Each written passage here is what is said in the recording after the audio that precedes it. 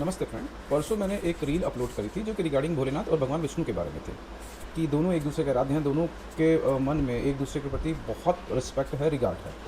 तो हम ये नहीं कह सकते कि कौन बड़ा है कौन छोटा है। अब ये जो मैंने आपको कहा था वो सब मेरे पर्सनल एक्सपीरियंस पे कहा था। तो उस दिन थोड़ी आधी रील रह गई थी, बाकी बैलेंस जो है मैं आज आपसे शेयर करना चाहता हूँ कि मैं भोलेनाथ की पूजा करता हूँ, भोलेनाथ मेरे आराध्य हैं।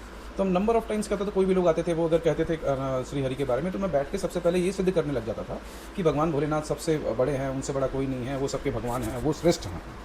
क्योंकि मेरे आराध्य हैं तो मैं ये करता था। But the thing is that कि अगर भगवान भोलेनाथ की, शिव की अगर आप पर कृपा हो रही है, उनकी भक्ति मिल रही है, तो कभी भी आप भगवान विष्णु को अंडर एस्टिमेट या कम करके नहीं दिखा सकते, ना कभी कंपेयर कर सकते।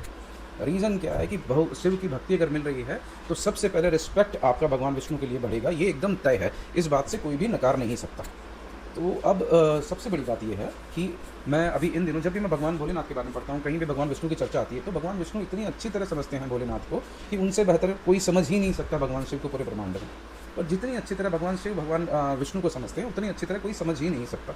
दोनों के मन में एक दूसरे के लिए जो रिगार्ड है वो सारी जितने भी ना हम दायरे फिक्स करते हैं उन सब के बाहर है। भगवान शिव के आराध्य भगवान विष्णु है, भगवान विष्णु के आराध्य भगवान शिव हैं। दोनों में कहीं भी श्रेष्ठता को लेकर जो भी कंपेयर करता है वो निरा मूर्ख है और कुछ नहीं है। शिव की भक्ति मिलेगी तो भगवान विष्णु में आपका जो विश्वास बढ़ेगा वो एकदम प्रगाढ़ हो जाएगा। और अगर आप श्री हरि की अगर भक्ति करते हैं तो शिव को आप इग्नोर कर ही नहीं सकते।